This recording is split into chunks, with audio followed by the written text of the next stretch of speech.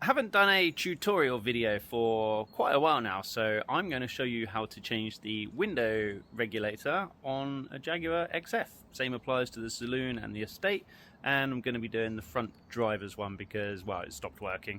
I've ordered a replacement part off of eBay. I'll put a link to that in the description if that helps anyone. However, if you want to buy a reliable one that's not going to break again in 6 months, I suggest getting one from the main dealer. I decided to go cheap. Anyway, let's crack on. First things first, we've got to remove the door card on the inside. There's a screw there. There is a screw underneath a cover there, and there is a small cover that you need to remove here. There's a screw under there, and I think that's it for screws. It just kind of pulls off once you've undone all them.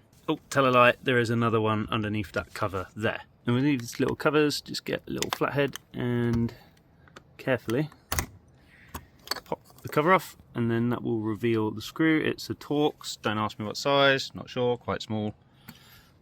And same with this one.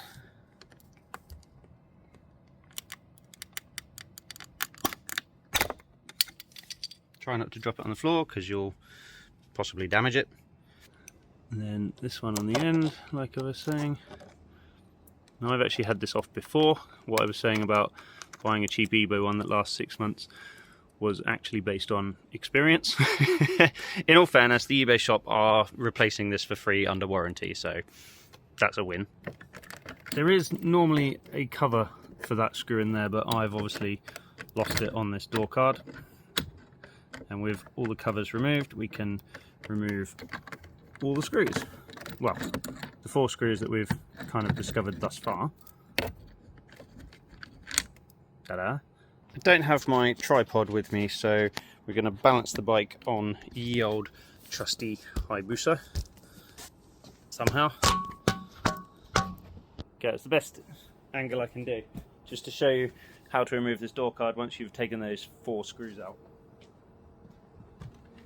So you kinda just have to pull it. Okay, so once you've got it loose and flappy, you've got to push it up like that. And once you've done that, you've got to disconnect the door handle, lever cable, and the electrics for the switches. I'll show you.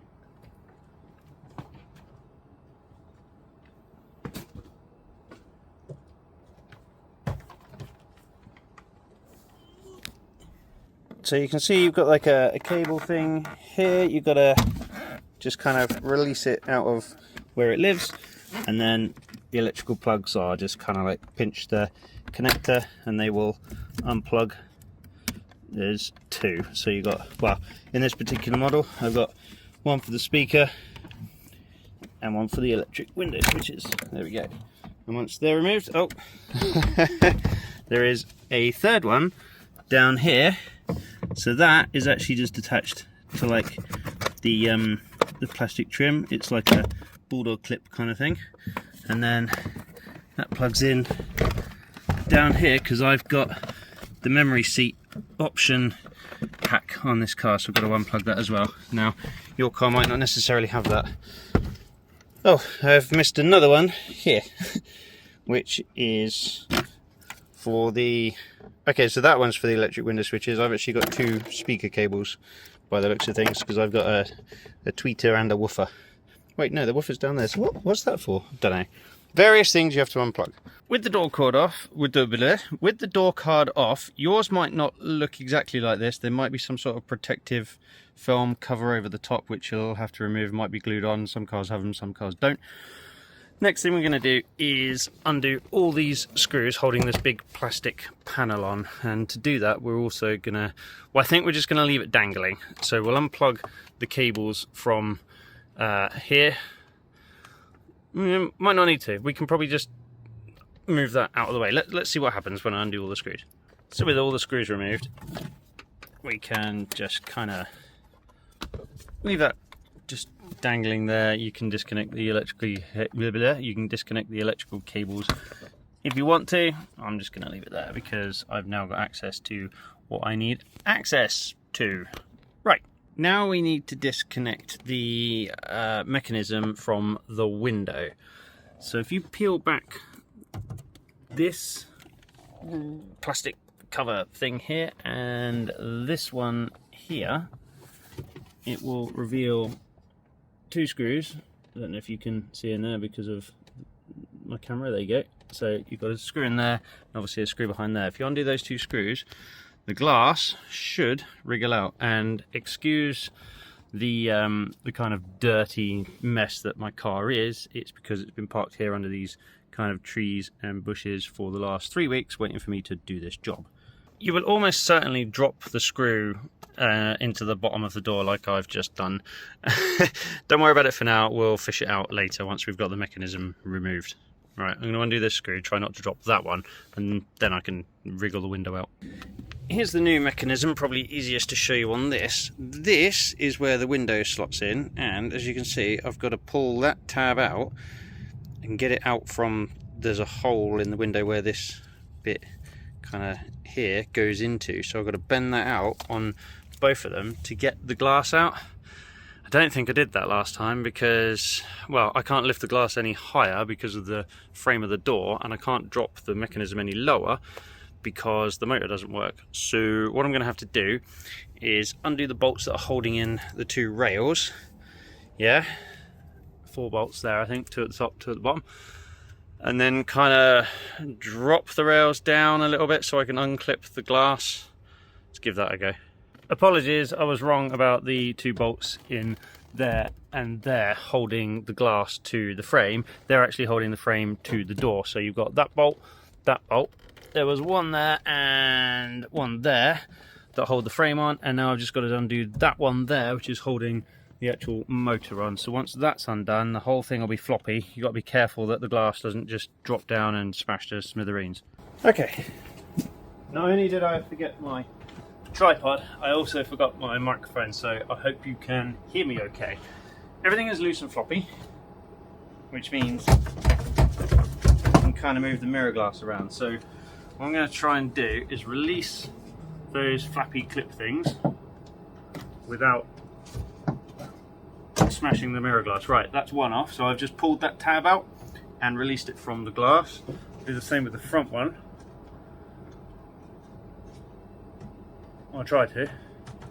So the front one seems to be more solid. Right, there we go. I think I cut myself. Yes, I did a little bit. But I can't just leave the glass flopping there now. So what you have to do is, carefully, kind of remove it from the car like that without dropping it. Cool. I'm going to go put a plaster on. Okay, so with the couldn't find a plaster, got a bit of napkin. So now that everything, all the glass is out, this mechanism, it's a bit of origami to try and get it out.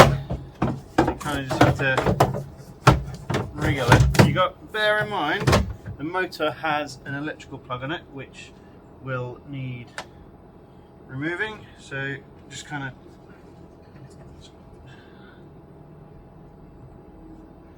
squeeze and pull. Mine seems to have, the little tab is broken on it, so I'm going to have to kind of just pull it off. But yours will have a little tab to press on it, hopefully. And there we go, old mechanism out. Oh my jeez, there's a chap watching me. Just startled me. Hey. You okay, mate? Yeah, it's bad. So that was a nice chap called Andrew. He watches the channel and heard me obviously making this video. He's having his car radio replaced around the corner. So yeah, shout out to Andrew. Nice to meet you, mate. Okay, where was I? Oh yeah, we've got to put the new one in. Assembly is reversal of removal. Kind of. Because actually sometimes these are riveted in, and I can't remember if the original one was riveted in. You might have to drill out the bolt that's, well, the rivet that's holding the motor in. I've replaced this in the past, hence why I'm having to do it again. And I vaguely remember having to drill that out and then finding a bolt to put in the new one, so bear that in mind. Okay, let's give this a go. So we've got the mechanism. Oh, sorry, right. This assembly is reversible and removable, actually. What are you doing? Is that the right way around? Yeah, so it goes in the door like that. So let's plug it in first. There we go. And then bend that down and that one up. Easy, right? Now we're going to clip the window in last because this actually came halfway down, so it's easy to put the window in and then line it up and clip them into those clip things. So let's get this bracket bolted in there. Oh, I forgot. I dropped a screw, so I've got to.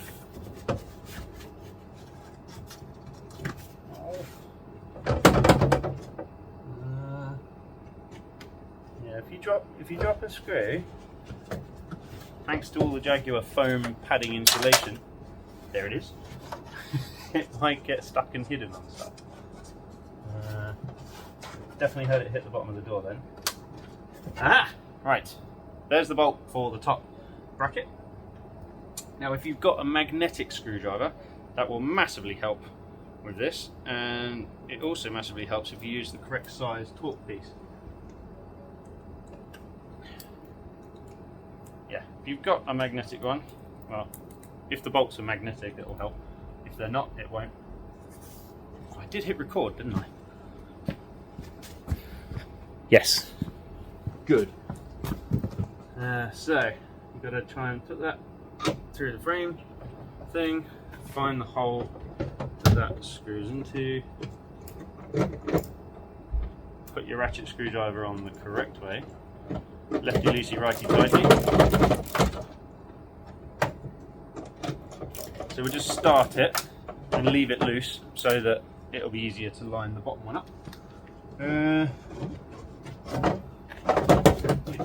Which is just there. So pop that one in. Again, leave it loose. And then same on the other side. You might find this easier without a massively silly, long, extendable screwdriver flexi head thing, but it's kind of all I've got here. I don't have any tools with me. I don't even know why I started doing this job today, to be honest. just thought, well, that needs doing. So it looks like I've ended up using a self-tapping screw to hold the motor in place. So you'll have to source your own screw for that, I'm afraid, because I'm pretty sure, now thinking about it, it was riveted in, so I had to drill it out. So there we go. With those four tightened up, don't forget to tighten the one in the motor. And now we can try and put the glass back in. So I'm actually going to do this from this side. Oh, it's probably not the best idea, is it? I probably should. Right, hold on, keep that there. If I smash this and it's on the video, then that's okay, because you guys get to see what happens. So yeah, oh, there we go. Line it up, and then you got to kind of fit it in the clip things. Let me see if I can show you. Oh, I've got grease on my finger. Put gloves on. Put gloves on. So if you look here, can you see a hole in the glass? Yeah? So that hole needs to line up with the bendy bit of that tab. So I don't know if I can get this on camera very well, because you've got to line the front one up at the same time. Oh, there you go, you can kind of see it on the front one. There's the hole and there's the bendy tab thing, so you've got to pull the bendy tab out so the piece of glass can drop down into it, and it's kind of a two-handed job, not one to be holding a camera whilst trying to do it. So I'm going to actually have to put the camera down to click this into place. There you go. Hopefully you can see that that is now sitting where it needs to be sitting on both sides, and well, that's pretty much it. So plug these two electrical connectors back in like I've already done there. Put this back on here, put all the screws on it. Okay, with all those screws back in, we can now put the door card back on, which is there. Yeah, sorry, I just had a mad moment thought that I'd put the faulty old regulator and motor in, but no, I think I put the new one in. Yes, I did put the new one in because the brackets that the glass slotted in were halfway down, and the old one, they were right at the top. Okay, panic over, crisis averted. So we've got to plug everything back in. We'll start with the one at the bottom first because that was the trickiest one to get to. There we go, nice sounding click. Not forgetting to put that clip back on, it just holds it nicely in place. Goes there. You can't see what I'm doing, I'm just waffling nonsense. How many clips were there? Right, so 1, 2, 3, there were 4, FYI, so make sure you count how many plugs you undo and make sure you plug back in the same amount. And once you've done all that, don't forget the door handle cable. That just sits back in there nicely like that. And then should hopefully be able to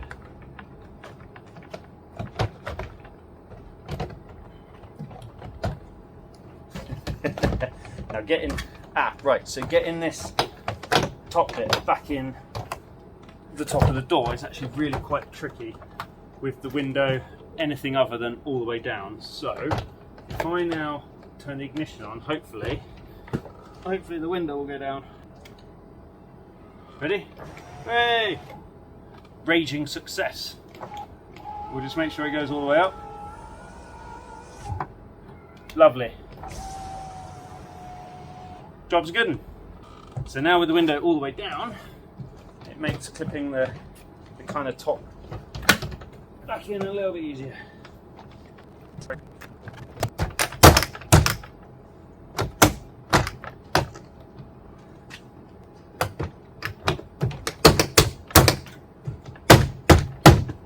Definitely one of those jobs where you have to get it somewhere near and then kind of just whack it a few times. And then the rest of the door card,